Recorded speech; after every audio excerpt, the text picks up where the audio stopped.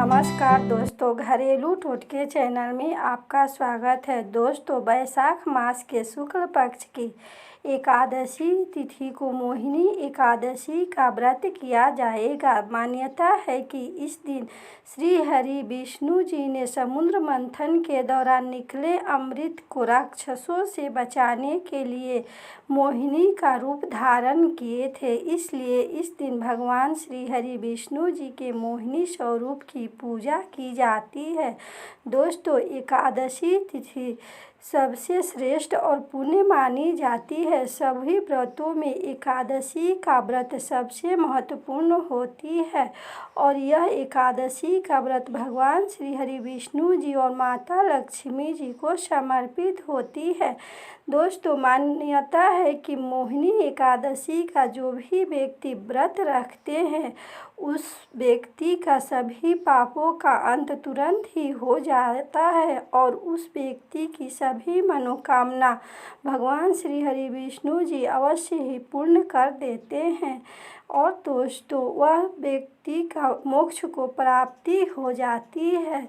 दोस्तों, इस बार मोहिनी एकादशी 23 मई को है। मोहिनी एकादशी तिथि इस बार आरंभ 22 मई को सुबह 9:15 से शुरू होगी, जो कि 23 मई को सुबह 6:42 तक रहेगी। दोस्तों, मोहिनी एकादशी व्रत का पारण 24 मई सुबह 5:26 से लेकर सुबह 8:10 तक रहेगी।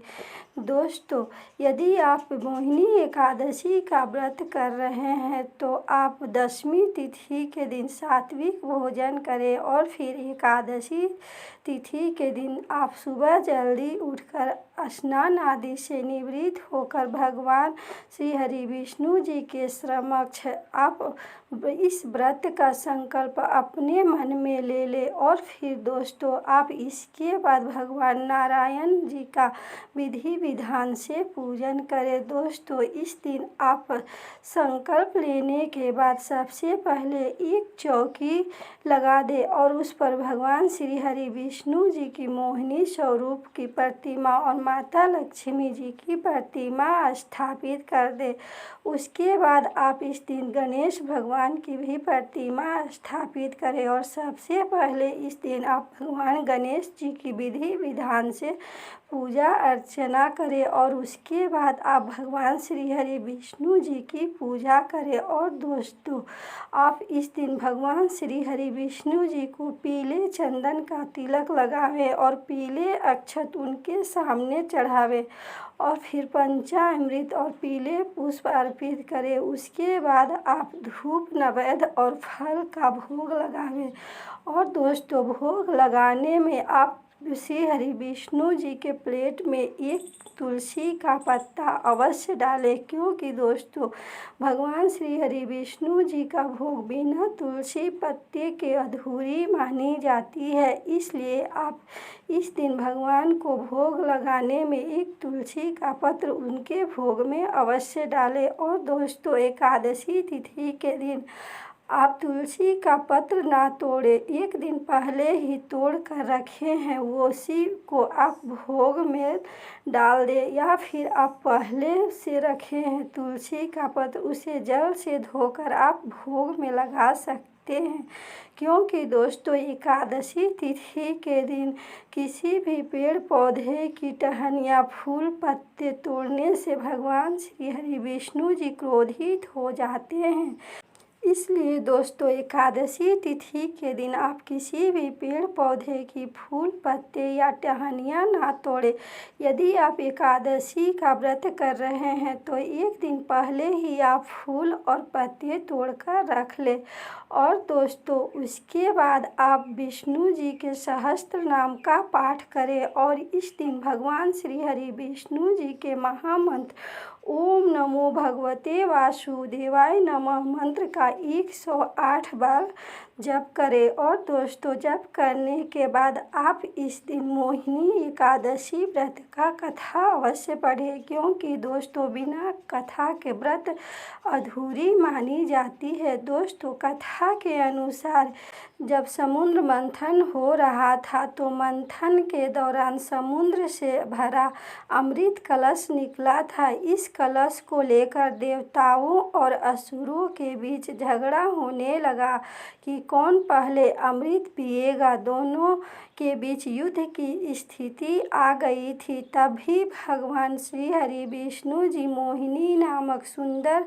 स्त्री का रूप लेकर वहाँ पर प्रकट हुए और दैत्यों से अमृत कलश लेकर सारा अमृत देवताओं को पिला दिए थे। इससे देवता अमर हो गए। दोस्तों, मान्यता है कि जिस दिन भगवान नारायण ने ये रूप धारण किए थे उस दिन वैशाख मास की शुक्ल पक्ष की एकादशी तिथि था। तब से ही इस एकादशी को मोहिनी एकादशी कहा जाने लगा और इस दिन भगवान श्री हरि विष्णु जी के मोहिनी स्वरूप की पूजा होने लगी। दोस्तों, और इस कथा को सुनने के बाद आप भगवान श्री हरि विष्णु जी और माता लक्ष्मी जी की आरती करें और फिर उनसे क्षमा याचना करें कि हे भगवान, जो हमसे भूल चूक हो गई है उसके लिए क्षमा करें। और दोस्तों, शाम के समय आप अपने घर में तुलसी के पेड़ के पास एक गाय के घी का शुद्ध दीपक तुलसी जी के सामने जला दें और जला देने के बाद आप तुलसी जी की 7 बार परिक्रमा करें।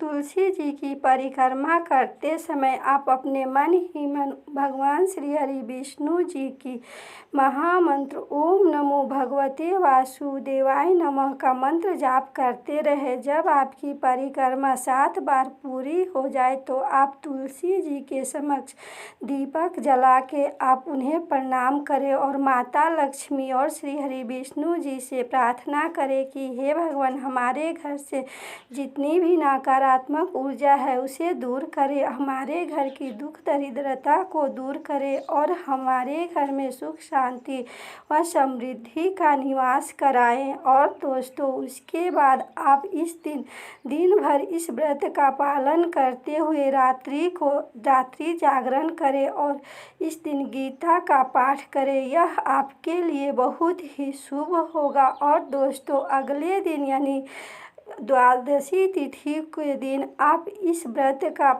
पारण किसी गरीब ब्राह्मण को दान दक्षिणा देकर ही इस व्रत का पारण करें। और दोस्तों, एकादशी तिथि के दिन आप क्रोध ना करें या अपने घर में लड़ाई झगड़े का माहौल ना बनाएं। और दोस्तों, एकादशी तिथि के दिन आप अपने घर में चावल का सेवन ना करें। भगवान श्री हरि विष्णु जी की कृपा आपके जीवन में हमेशा बनी रहेगी। दोस्तों, आशा ही नहीं पूर्ण विश्वास है कि यह वीडियो आपको बहुत पसंद आई होगी। दोस्तों, इस वीडियो को लाइक करें, शेयर करें और इस चैनल को सब्सक्राइब करें। धन्यवाद।